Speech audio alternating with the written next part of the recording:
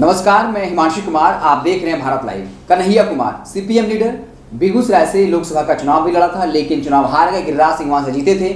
JNU के छात्र संघ के अध्यक्ष भी रह चुके हैं और उनका रिश्ता जो है विवादों से रहा है। उन पर देशद्रोही नारे लगाए जाने का आरोप है और बाकायदा कुछ दिनों पहले उनकी मुलाकात नीतीश कुमार से और अशोक चौधरी से हुई थी। उस वक्त बिहार की सियासत में भूचाल पैदा हो गया था कि जेडीयू का गठबंधन बीजेपी के साथ है और बीजेपी कन्हैया कुमार को देशद्रोही मानती है और तमाम चुनाव में, चाहे वो किसी भी राज्य के चुनाव हो या फिर केंद्र का चुनाव हो, लोकसभा का चुनाव हो, कन्हैया कुमार को सिंबल बना करके देश विरोधी ताकतों के रूप में दिखाया जाता है। और खुले मन से प्रधानमंत्री ने कई बार कन्हैया कुमार को लेकर जिक्र किया है। और उस वक्त में जब कन्हैया कुमार की मुलाकात जेडीयू के वरिष्ठ नेता अशोक चौधरी और नीतीश कुमार से होती है, तो ये बताता है कि नीतीश कुमार किस तरीके से अब बैक ऑफ हो गए हैं और बीजेपी पर कहीं न कहीं दबाव बनाने की कोशिश कर रहे हैं। आपको पता होगा जेडीयू और बीजेपी के बीच तल्खी लगातार बढ़ती जा रही है और नीतीश कुमार से मिलने के बाद कन्हैया कुमार ने अब प्रधानमंत्री मोदी के खिलाफ मोर्चा खोल दिया है। मोर्चा शुरू से खोले रहे हैं, लेकिन जब इस मीटिंग के बाद नीतीश कुमार से, जेडीयू के वरिष्ठ नेता से मिलने के बाद जिस तरीके से कन्हैया कुमार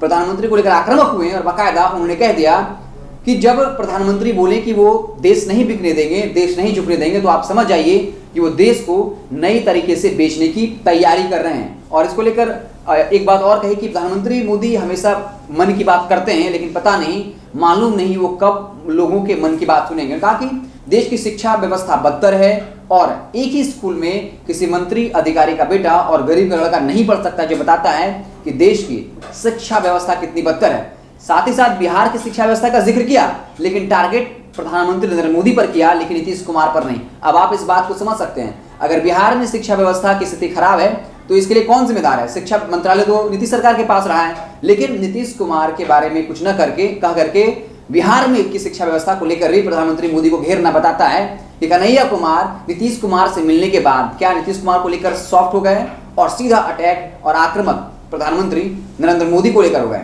किसान आंदोलन के बारे में भी कहा कि प्रधानमंत्री मोदी कहते होते हैं कि कृषि कानून किसानों के फायदे के लिए, नियंत्रतः पूंजीपतियों के फायदा पहुंचाने के लिए है और कहीं न कहीं वो अपने अडानी और अंबानी को फायदा पहुंचाने चाहते हैं, क्योंकि जहां एक तरफ देश में आम लोगों का आय जो कम हुआ है, लेकिन अंबानी अडानी का आय किस वजह से 4 गुना 5 गुना हो गया, ये जानने वाली बात है। तो इस तरीके से कन्हैया कुमार ने प्रधानमंत्री मोदी के खिलाफ जो है मोर्चा खोल दिया है और प्रधानमंत्री मोदी के खिलाफ मोर्चा खोलने का मतलब बीजेपी के खिलाफ मोर्चा खोलना। और बिहार में बीजेपी और जेडीयू के बीच जो है गठबंधन है और जिस तरीके से कन्हैया कुमार से मुलाकात हुई अशोक चौधरी से, नीतीश कुमार से, तो क्या ये एक सिंबल है, एक संकेत देता है कि बिहार में कहीं न कहीं बीजेपी और जेडीयू के बीच में तल्खी और बढ़ने वाली है।